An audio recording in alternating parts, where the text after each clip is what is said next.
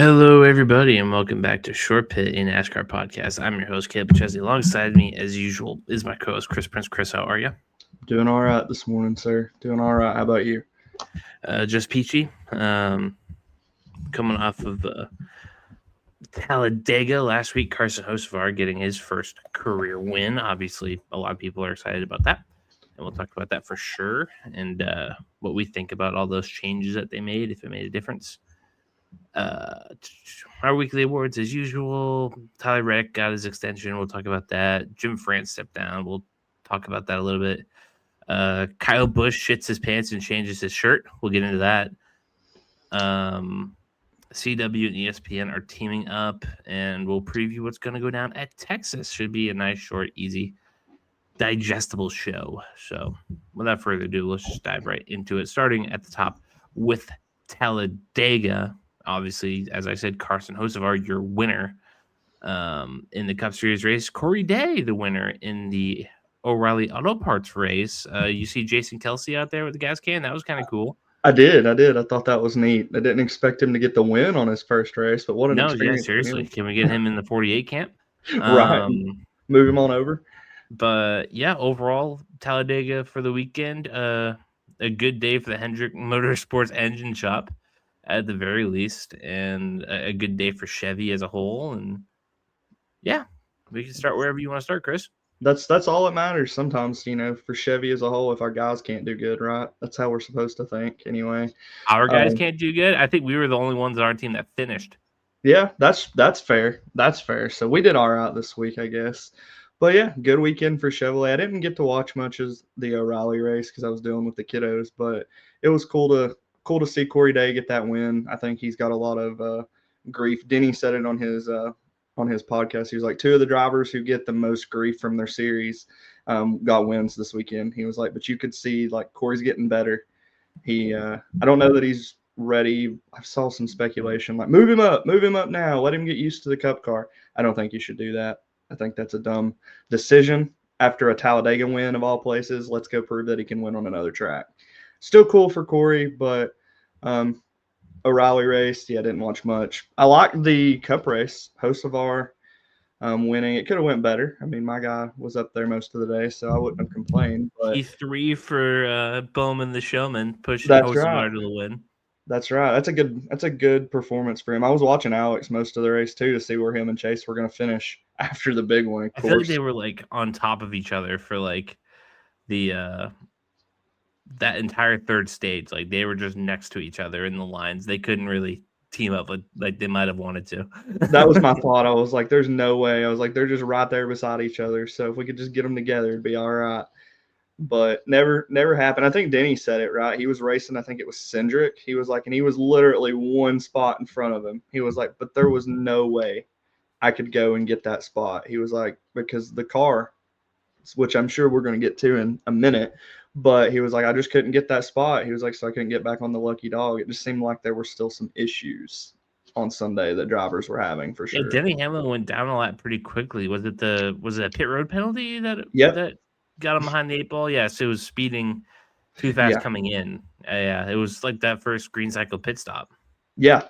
Yeah. I mean, and kind of like I think Junior said it. I saw a clip. It was like, what's new? Like Denny's a habitual pit road speeder. So like that wasn't new, but he was big to complain about the drag on the cars, changes like that, still not allowing passing for him, which I mean that's nothing new. Feel like a lot of drivers It's kind of it's not unique to Denny either. I don't want people to yeah paint you as a Denny slanderer. Everybody's been saying this. yeah exactly. Denny talks about it a lot more, especially because I feel like Denny was a better super speedway driver before this car, so I think that kind of affects his opinions a little bit maybe, but. I just think it was a okay race. Like I would have been in the small majority that would have voted yes, just because it was a little It's more entertaining. good than bad. Yeah, more good than bad. So I enjoyed the race. No, yeah. I was watching it with our good pal Travis. We hop on Discord and we watch the screen together and go from there. And we watched it this week. First time that we've been able to do that for a while because he works for the Viking Stadium and they got concerts and all that stuff going on. All the good Takes stuff. up his weekends. And me, I'm always running around. You know me. So we watched it together, and the first stage definitely dragged. Yeah. But I feel like the lap changes for the second and third stage made for good watching. So I can't complain too much about that. I think in the changes in that regard worked. Uh, Yes. Everybody's saying those changes on the car that need to be made. They've been saying it. They've been saying it for a long time. Yeah. Um, I think the stage changes were the biggest thing, like who you knows said. if it's possible with this body? Maybe they have to tear it down and just redo it. Um, which could be in just the next generation of car that's probably at least another 3-4 years away. At least, yeah, you have to figure, and that's if they don't get some sort of fan uproar around the mile and a half package being so good and not wanting to change it. Because that was the big thing with the last generation of cars. Some tracks raced really great with that car, and the fans had an uproar when the next gen came, and then COVID came, so they delayed it a little more. So I'm with you. I just don't know what they're going to do in that aspect. You can't really. What they did was great. It was a step in the right direction. Let's not discount that, I feel like. But there's still work that can be done. Maybe it was a better way to put it in a sense, because it was interesting, but you could definitely still tell that people were having trouble passing. And I don't think that that's so much a driver issue. I think, like we've kind of said, these issues have been on this car. We know that it's draggy. We know that fuel consumption and fuel savings has been a big part of this car since we've got to this super speedways. A lot needs to be done, but maybe we're making steps in the right direction, would you say? No, yeah, I think the shortening of the last two stages stopped that fuel saving thing. I mean, maybe not stopped it, but curbed it. Curbed it. That'd be a good way to put it. I don't know Because that you can nobody ever was stop holding it. on to the end. Like they were Yeah. holding on to make to make it to the end of the stage, and everybody comes down anyway. And maybe they try to save for their pit stop in between the stages and try to make it off pit road quicker. But Yeah. I think ultimately it was a good change. A You lot of the didn't hear as commercial much. placements annoyed me, but Yeah. that's Fox for you. Yeah. But Lock in, like they said, get ready, because that one's going to be a long season. yeah, we're almost through. What is It's it like? been a long We're season. a quarter of the way through the season right now. Yeah. So we'll get prom So that soon. means we're halfway through the Fox session. Yep. I think prom's coming up on the 600. We get prom soon. So we get a month. We got another yep. month to deal with the Fox's nonsense before we go to Prime. Where holy crap, that Prime broadcast was really impressive. Year one, but yeah, I think we'd be remiss to not spend a little more time talking about Hocevar getting his first win. dude. Yeah, I mean, it's been coming. You said it. I've said it already this year on the show. Like, he's gonna park it in victory lane. I thought it honestly was probably going to be a mile and a half because of the speed he's shown. No, yeah, Spire seems to show up for those Yeah, mile and a half. They did last year, especially in the 77 car. But even McDowell and Suarez have good speed. Yeah. At a lot of those tracks. Suarez is having like what's damn near career year. And McDowell's always going to be hit or miss, but that 77 car was showing legit race winning speed last year. A lot of the engines just weren't up to snuff. Yeah. Which now I think it's recent that they're under that Hendrick Motorsports camp. So maybe that played an effect to it, and maybe Hocevar's taking better care of his stuff, and that plays a little part into it. And obviously, Talladega magic. Sometimes you're a little more lucky than good. Yeah. I think Hocevar was the perfect balance of good and lucky. There wasn't any real bonehead moves by him. You know, when you look back at the Eric Jones incident on the last lap, it looked like he got a really tough push from what's his name on the top, and it was awkward, and it just sent Eric Jones flying. No, I thought he was really impressive. I want to say he was at the back at one point as well, and he worked his way up there because everybody was running half throttle through it. Yeah. No, I think it was a really good race for him. Yeah, I He's think obviously got a bright future ahead of him in this sport. there you go. He's a Cup Series winner. Are all of them going to be like that? No. Is it going to take a lot more prowess to win at a track like Texas? Yeah. But if you were denying it, which I think that the people who are denying it, I think that there's less of them than people realize. Yeah. Like the people on the internet are always the loudest. The assholes are always the biggest. Yeah. You know, it's easy to look at all the hate on the internet and think that that's representative of the actual community. I don't know if you saw that front stretch of Talladega when he won, Yeah. but there were hats of all creeds and cults and Yeah. clans, and they're Big fan win. yeah, everybody was going nuts. The victory lap was cool. Yeah. I think it was a little performative. I was over Little it, but it worked for the people who he was intending for it to work for. Yeah. I didn't know what he was doing at first. I don't think anybody did. I thought he was going to wreck the car, kind of like the broadcast did at first. But yeah, he was headed right for the inside wall. But yeah, no, good win and a good start to the young career. That's what I was going to lead into. You kind of ended into my question for you about it. Does this start a streak for Hocevar? Do you see him streak? win? Well, I wouldn't say like a Reddick streak, right? But like, does he knock off a couple more wins now? He's got that taste of victory lane. In this year, yeah, I don't think him being a multiple winner is out of the question. I don't know. I'm a not little at all. I don't think it's out of the question. I don't think you could say it's out of the question. It wasn't out of the question when he was winless.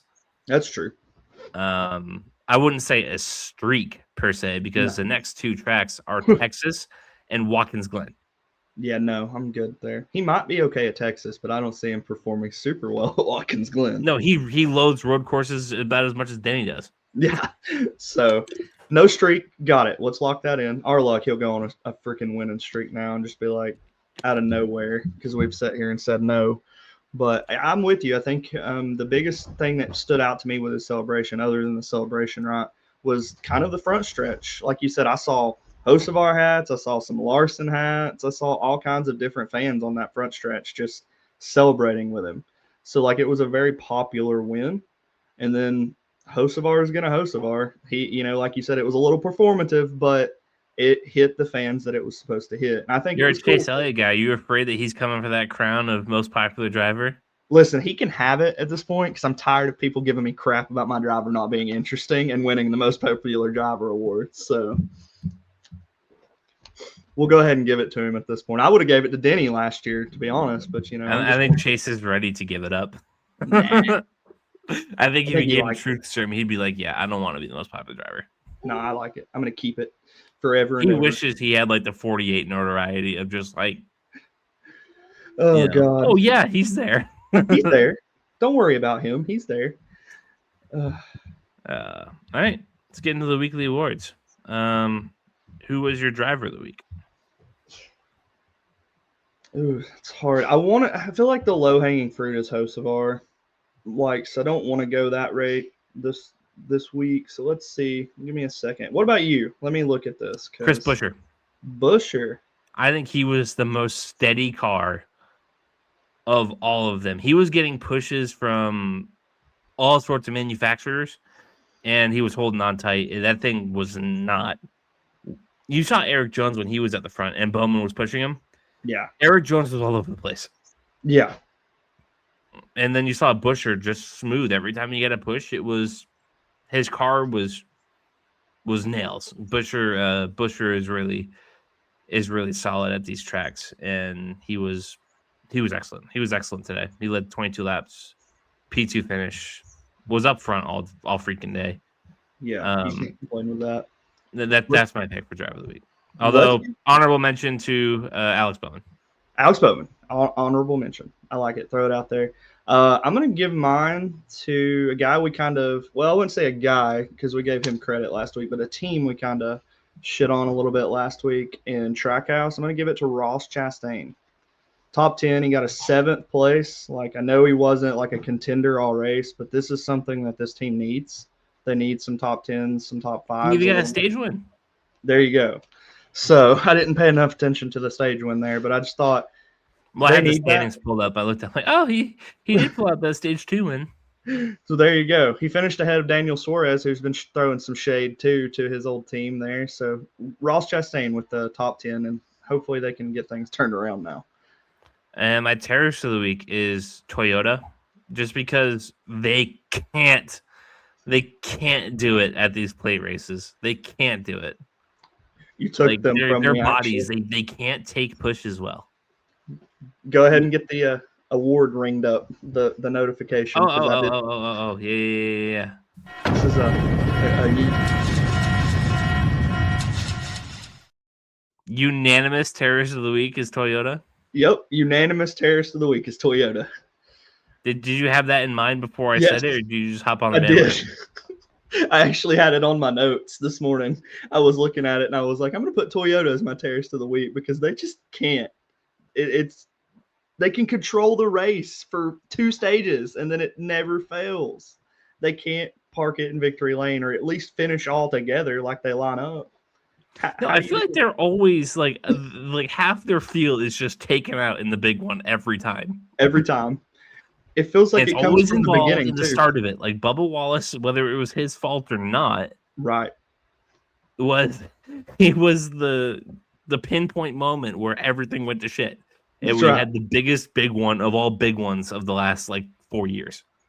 I think they said it was easier to list the cars that weren't involved in that wreck. So I mean, yeah, no, I think I'm with you. Like, how do they do that? It's just a massive, massive screw up. Like you saw it in the was it 500 or Atlanta where Denny just took the push wrong and it took like half their line into the wall, and then it just killed Toyota's day. It seems like There was a race at Talladega, I think 2 years ago, might have been spring Talladega, where all the Toyotas pitted together and John Hunter Nemechek gave Denny a really bad bump, and it yep, took out everybody in that there you line. go. Like this has been going on a minute. We got to figure this out. Maybe just quit preaching the manufacturer loyalty there. Let's get the not so good Toyota drivers. Well, I don't know because Denny's a good driver and he can't do it here either. I think a lot of the problem is just how Toyotas are built, like how their body is. Like I know everything's kind of a kit car, but Toyotas are a little different. They have that really narrow front end. Yeah. You know how Ford and Chevys they're a little more, flat. Yeah. And they I don't know what it is. I was just watching Eric Jones. Maybe this is the Eric Jones thing, and he just can't take pushes as a driver. But that thing was all over the place. Ironically, it's funny because I feel like maybe it was last fall, the last Daytona race last year, we had similar conversation about Eric Jones, where he just looked squirrely anytime he got out there. Maybe we didn't talk about it, but the broadcast mentioned it. I think it, like you said, I think it's the Toyotas. Something about the way they either push or they take the pushes doesn't work well with other cars, and I'm not even convinced it works well with their own manufacturer at this point. So, Toyota, man, that's a got to work on that. Terrace of the week for Talladega. Yeah, well, somebody had to be it. That's right. And if you wanted to pinpoint at one driver, I mean, it'd have to be Bubba Wallace because You'd have to. he was the catalyst. Yeah, the pinball, if you say there too. We got some off track stuff that happened. Speaking of Toyota, Tyler Reddick is not going to be a part of silly season. He's locked in with 2311. This was announced right before the race at Talladega. Reddick will stay with the 45 for the foreseeable future. NASCAR is weird. They don't give us the contract details like that. No. But we can imagine this is like a 4 or 5 year deal. Yeah.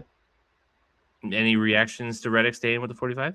I mean, I think it's a smart decision, probably the smartest decision besides whatever's going on with Blaney if they don't, when they re-sign him, because we can't get answers on that from anybody because I guess we're not, notoriably big enough for that right now. Well, I only asked once. Maybe I just need to harass them. Harass them, get something out of them. I like it. I mean, yeah, I think it's a solid decision. I think everybody knew it was coming. It was just a matter of when. Denny even said, because they asked him about it on Actions Detrimental, he was like, no, I was in the room for this one. He was like, I was one of the responsible, people for negotiating this deal with his agent. So I think that goes to show how important it was. And even Michael said it like, we're going to get him here. We're going to lock him down long term, which after the year he's had 100-point lead on second place in the points. I mean, it's a no brainer. Why would you not? Like, why? Like, coming out last year, like, all right, like, not that you wouldn't want to re-sign him, but Yeah.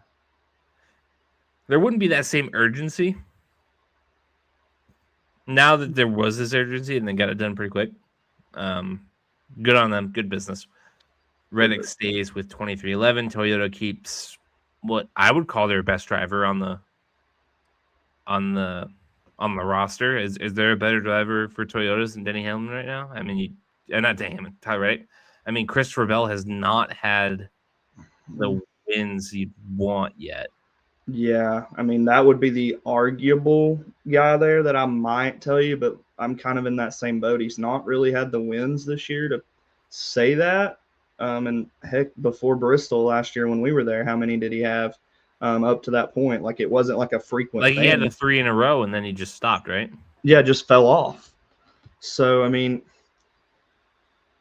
you could argue Seabell. So I've even seen Ty Gibbs, and I think that's a crazy argument because he just I think he's got talent.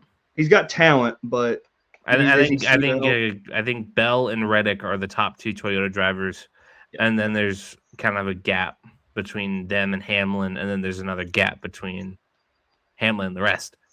Yeah. I might loop Briscoe into the Hamlin bunch, and that's just because I feel like Briscoe has that potential. The car hasn't been there. Yeah. But no, I think on pure talent, it's him and Reddick right now.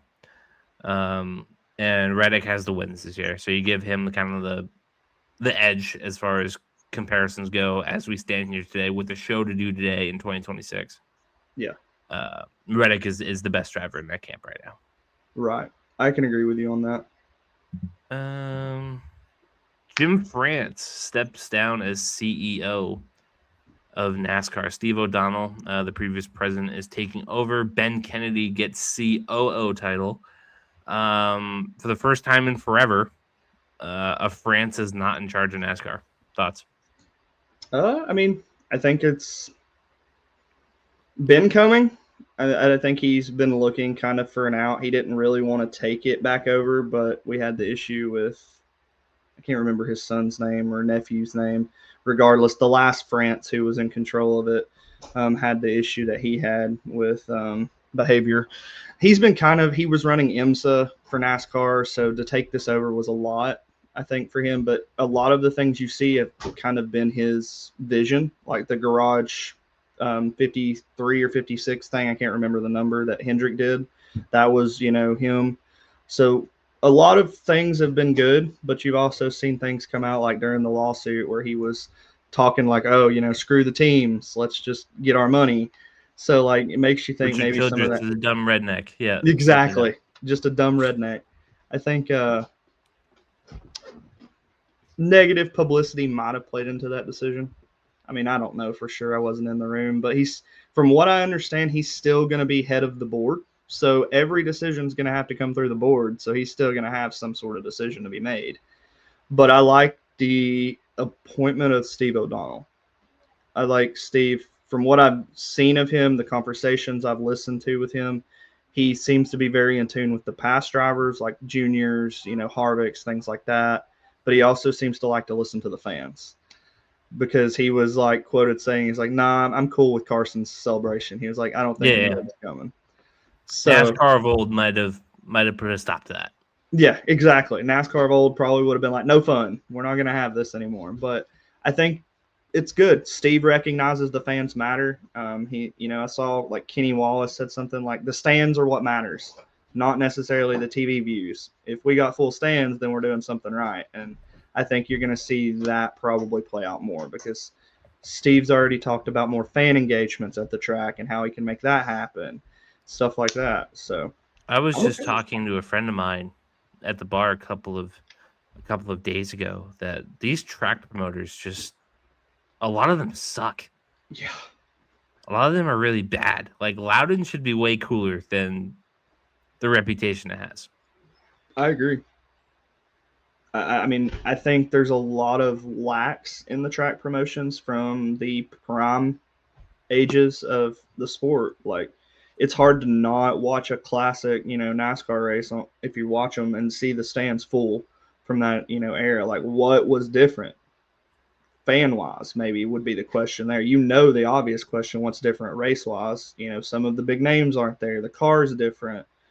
I think there needs to be more of like you said, a promotion for the fans, at least, like more than just the product itself. Like, let's build out the breezeways, as they used to call them, put more for the fans to kind of engage with. And I think No, that might yeah, be where we're going. So yeah, no, that would be really cool. And Kyle Busch, I said that he fit his pants and changed his shirt. They fired his crew chief, Jim Pullman. yeah, Andy Street will be taking over. Andy was in the car near the end of last, so they just went back to where it was. So they shit their pants last year, changed their pants, shit them, and they put on the old shitty pants. yeah. Apparently, I mean they've pulled the Jim Pullman's going to a competition spot. So I mean the old NASCAR trick there. But yeah, I mean that's it basically. They changed and decided that the change wasn't good enough. So we went back to the old thing. I mean, Junior said, because Pullman won the Xfinity championship or O'Reilly championship with Allgaier. He was like, we tried to keep him. So obviously, like, if Junior and Kelly wanted to keep him, there must be something there that says he's a good, crew chief. But I don't know. It's Kyle Busch. It's also Richard Childress Racing. So you've got two very polarizing personalities there over those cars. So How at much this point, money would it take Richard Childress to give Rodney Childers and say, please help?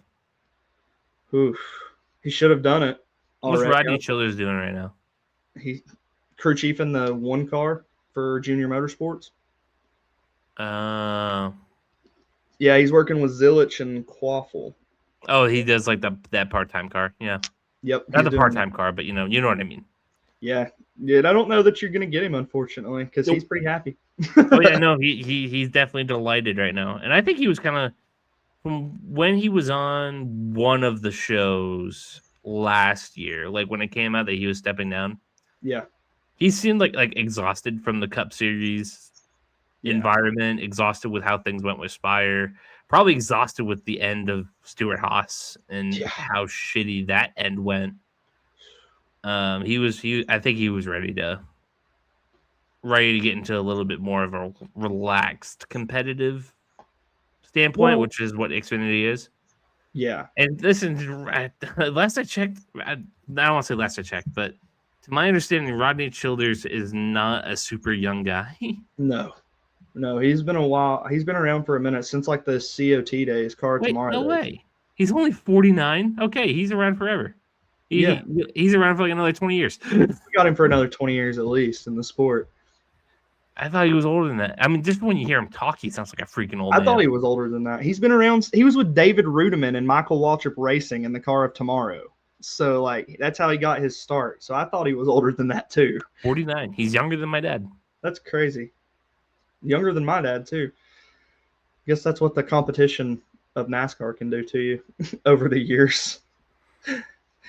So, I'm not even going to edit that out. We just kind of sound like morons. That happens. I mean, I'd pay $400 to a not Kevin Harvick fan who knew how old Rodney Childers was. Kevin Harvick fans, you don't count. I expect you to know that. Yeah, you should know that. That was your crew chief. He won you a championship. You should know all that, even though I don't know Alan's age, even though he's old too. Washed up. That's all that is. There we go. We're just gonna put it at that. I mean, Rodney won a bunch of races in that car, though, too. The car that they're running down there. So he's mentioned it. I actually heard him talk about it on, I think it was DBC a couple weeks ago. He was like, I love this car. He was like, I love the format of this car. I love working on this car. I love setting it up, everything about it. So, like, I don't think he's coming back to the next I don't think I was wrong in saying Cup Series competition exhausted him. Yeah. I was just saying that him being close to retirement was not the case. Yeah, he's not close to retirement. I think he's just tired of the Cup Series. That's What you do? Digress. Last but not least, the CW and ESPN are teaming up to put up the O'Reilly Auto Parts series on the ESPN's app. What are our Yeah. thoughts and opinions on this? Some people are upset due to the paywall. I mean, listen, you're a wrestling fan. I know that you feel that heartbreak because you haven't listened to me and got yourself a freaking Fire Stick. But listen, more eyes can't hurt, and it's still available to everybody else. The CW is not going anywhere. It's still going to be available to you if you have your basic streaming package. Yep. You know, your Still be able to YouTube watch the race. TVs, your cables, your Hulu TVs, whatever live TV service you have. The CW is still going to be there. So, my thing with this is, like you just said, you kind of took the words out of my mouth. The wrestling thing, everything's going to be behind the paywall before long. Like the best thing to keep in mind is you're still going to get to watch the race. Like you said, as long as you have a live TV streaming package of some sort, the CW is normally included on that.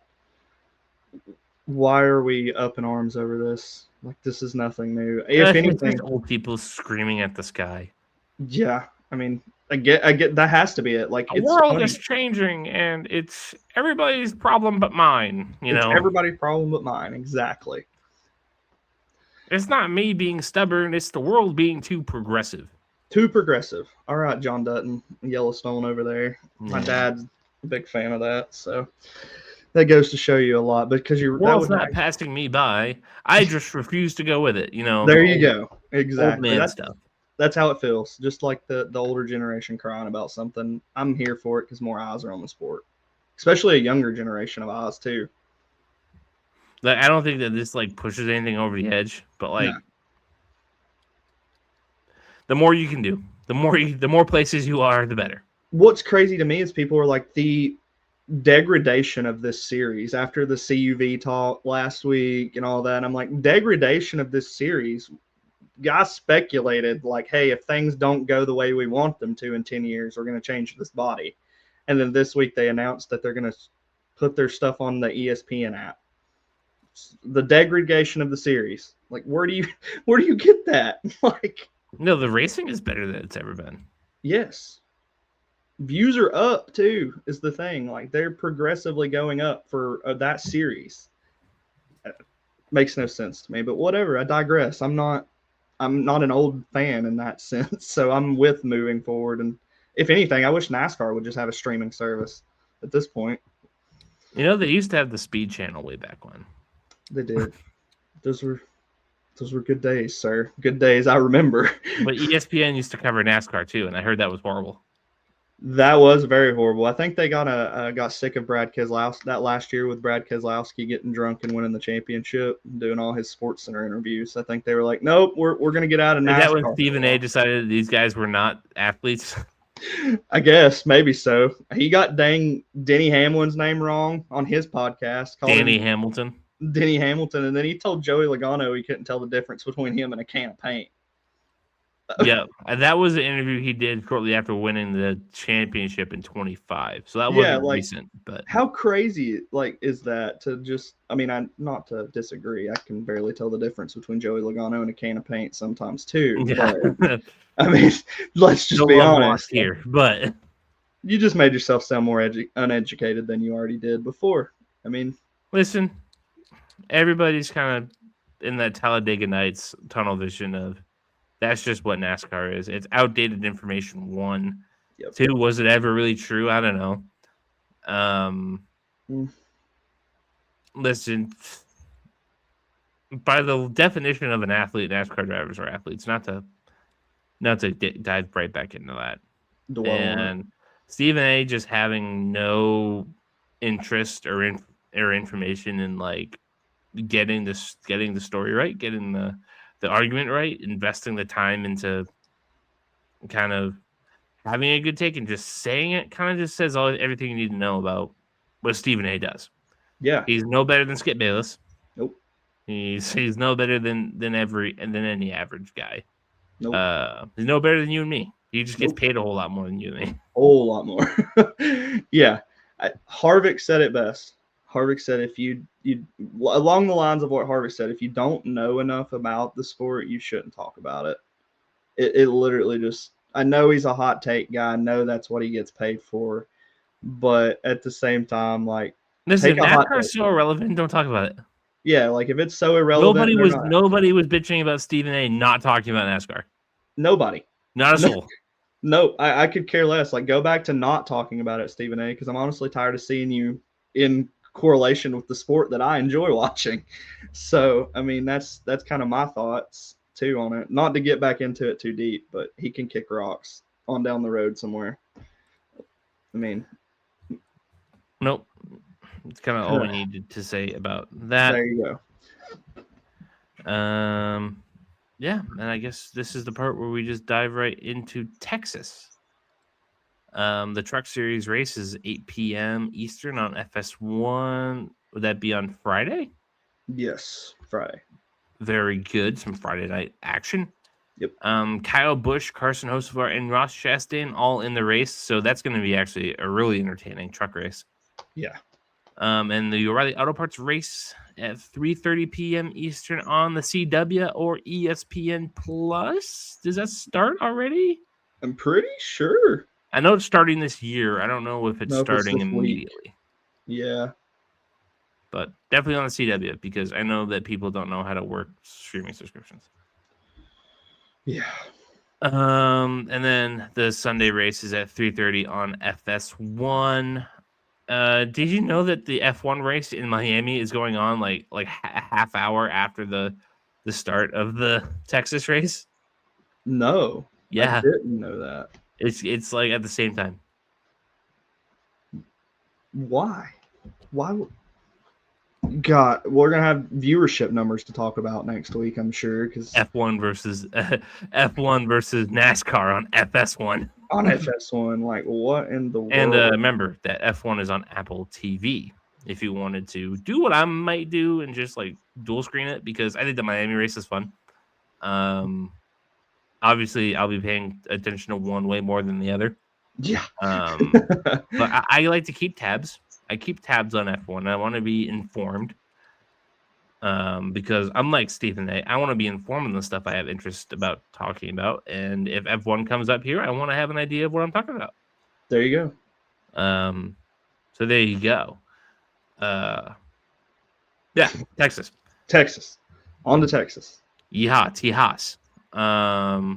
We got some driver props, matchups, and groups. Let's go. Woohoo! This is the DraftKings segment, the unofficial sportsbook of this podcast. If you have a sportsbook and want to get involved with us, please let us know. Our ears and wallets are listening. Group A: Denny Hamlin, Tyler Reddick, Kyle Larson, Ryan Blaney. I feel like Larson is due one, but I'm probably gonna go Reddick here. Listen, when Reddick is in these matches, it's hard not to. Yeah, I mean, it's hard not to right now with how he's performed.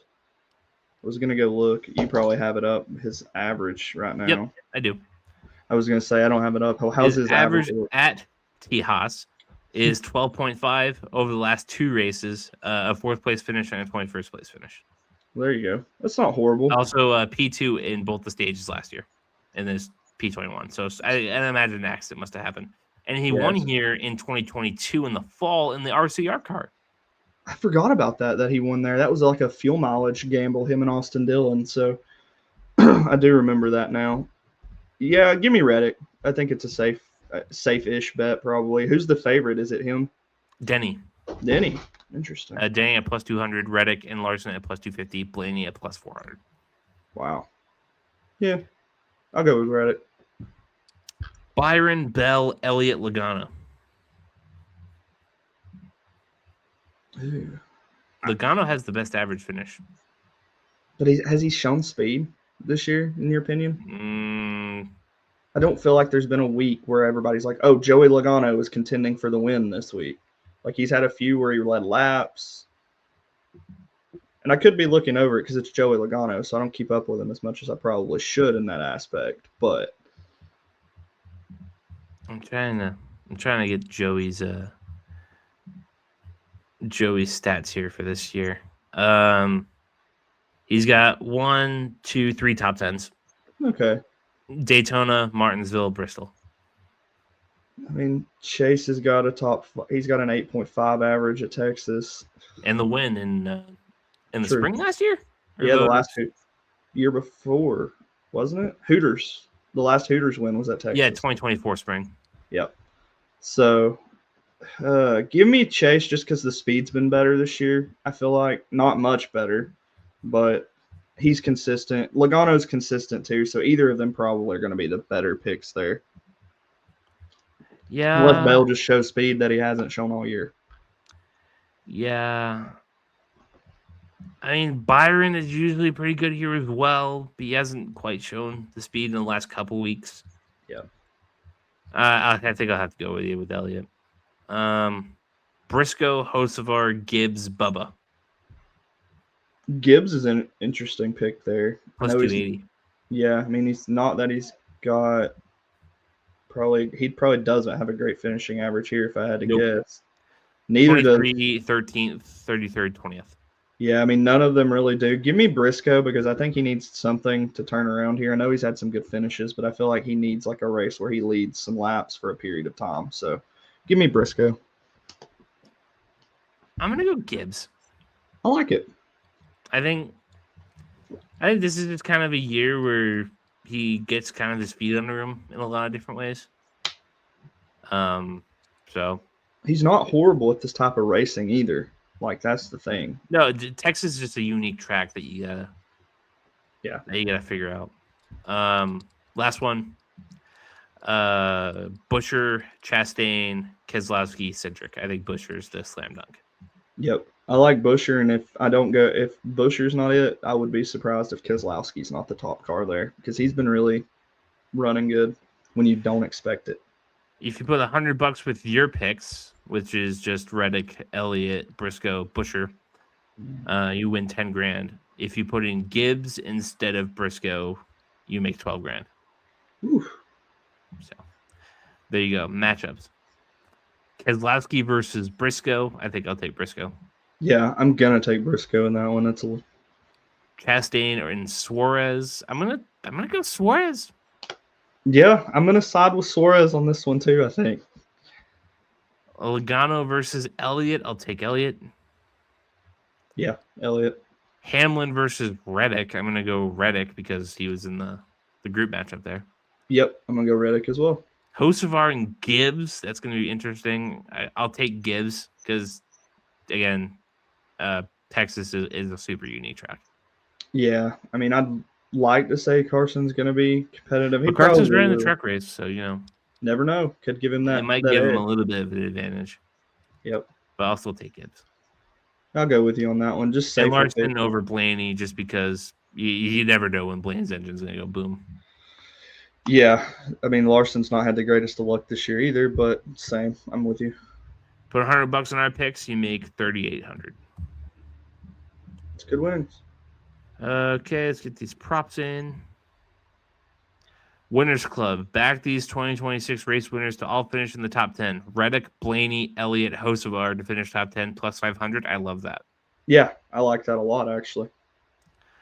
Reddick and Gibbs to finish top 5. Consistently consistent plus 514.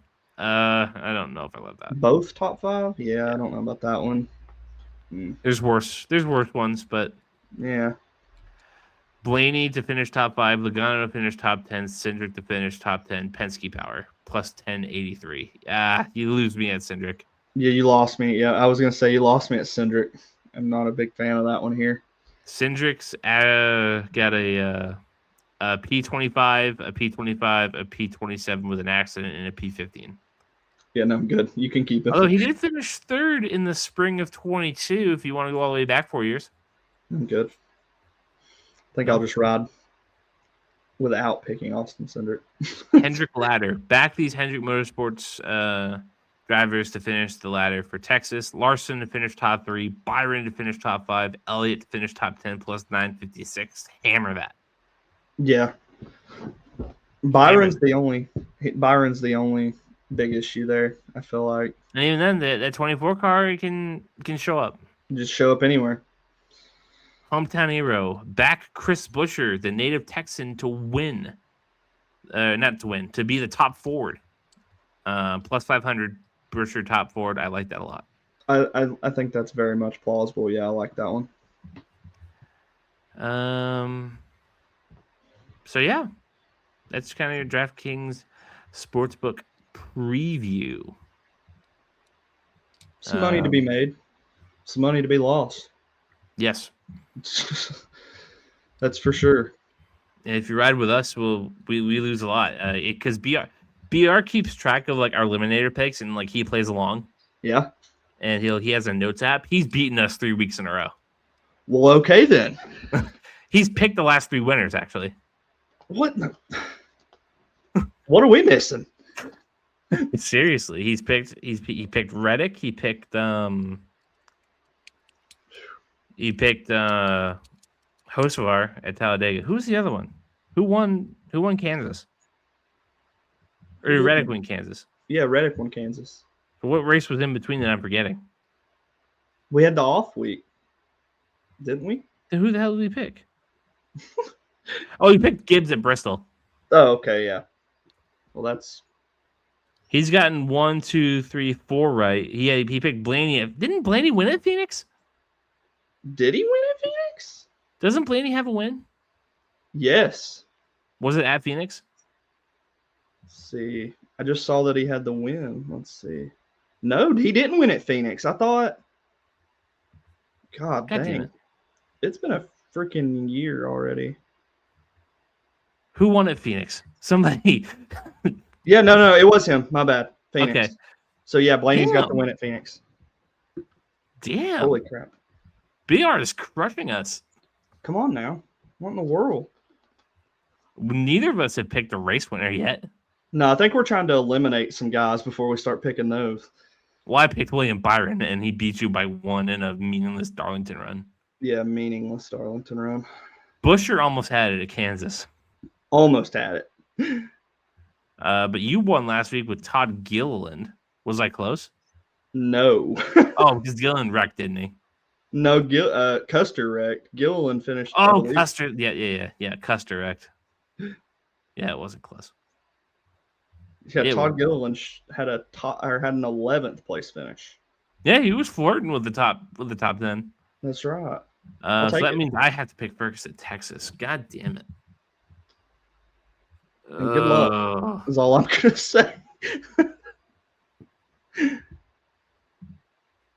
I have a feeling you're gonna take one of the two that I have in consideration. So we're both picking bums this week. Probably. We're both picking. Let's just remind people who we can't take.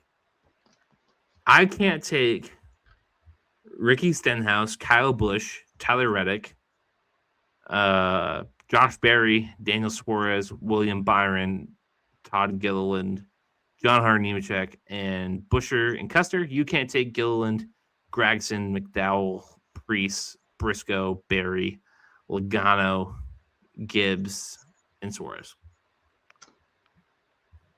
So options are getting thin, my friends. They are. I'm like thinking about it. I don't know if there's any other place that I'm like gonna be pounding the table to take him. Like, I don't know if he has like a distinct advantage over anybody in the rest of the races. And this race being so unique, I'm gonna take your boy Chase Elliott. I like it. It's a good pick.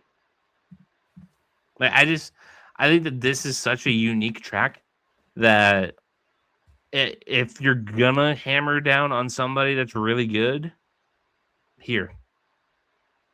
It's fair. I debated on going Seabell here, but I'm gonna save him because I think he's got a better track here than Texas coming up. I am gonna go with a bum, and I'm gonna go with Austin Dillon. And thank you for leaving him for Richmond for me. I'm going to get him out of the way for myself, and you can have him at Richmond. Because I don't like. I thought about it last week, but I'm good. Like, he's got good stats here, so we'll give him a little bit of the benefit of the doubt. I consider Kyle Larson as well, but I think that there's still some spots for Kyle Larson that might be better. That was kind of my thoughts. With I'm Chase. wondering to see if which one of us holds off to the point of Homestead. Like at what point? Because one of us has to take him before then. True. If we want to use Larson at all. True. So we're playing the game of who's going to cave. Who's going to use Larson first? There's a couple spots you could really use Larson. The Bristol night race is always a good one. Vegas is always a good one. Homestead, obviously. Yep. Kansas. I didn't use Indianapolis. Like there's spots for Larson coming up, but I'm just wondering to see who's gonna leave him up to the table when we get to Homestead, and we gotta lock in because it's tied. Save my tiebreaker till Homestead. Like we'll throw out Catherine Legg before we throw out Larson. Go throw BJ McLeod in as our eliminator pick before we pick Larson. Oh God, I think you're gonna. I mean, I hope as a Chase fan you beat me this week, but you never know. But yeah, those are the eliminator picks. All right, and with that, we hit the outro. Christopher, anything to say to the fine people at home? No. Nothing other than just keep up with us everywhere you have been. We're up to 26 subscribers, I think, on YouTube. Yeah, now. Hit that subscribe button. That's right. Hit it every time. We need that help. Keep arguing with us in the comment section. We love it. For the most part. Yeah. I tend not to engage. Especially on TikTok because I don't have the password yet. What I mean, you can have any time. Nope. I don't blame you. But yeah, early episode next week. Yep. We're gonna record on Wednesday and drop that on Wednesday because I will be leaving for Watkins Glen on Thursday morning. Where are you guys sitting? 34 rows up on the front stretch. Cool. That's where I was told like that would be the best spot. Well, there you go. Sit as high as you can on the front stretch. So that's what we did.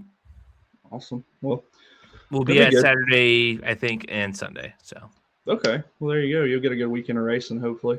Yeah. Use Saturday to just kind of like get a landscape of things. Yeah.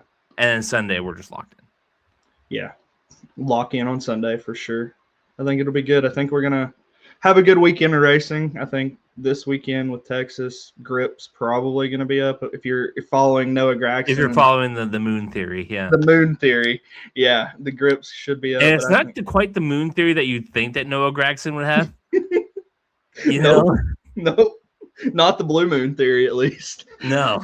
I wasn't even thinking blue moon. I was thinking like pulling his pants down in front of a window, like that kind of moon theory about Noah Gragson. Like he just seems like the kind of guy that'd be into that. Knock off Tim Richmond. That's what I thought. Yeah. There you go. So we'll wrap it up here. Thank you all for watching. Make sure you like, subscribe, follow the show on everything: TikTok, Instagram, Twitter, Facebook. See y'all next week. Yelp, whatever. We'll see you next week.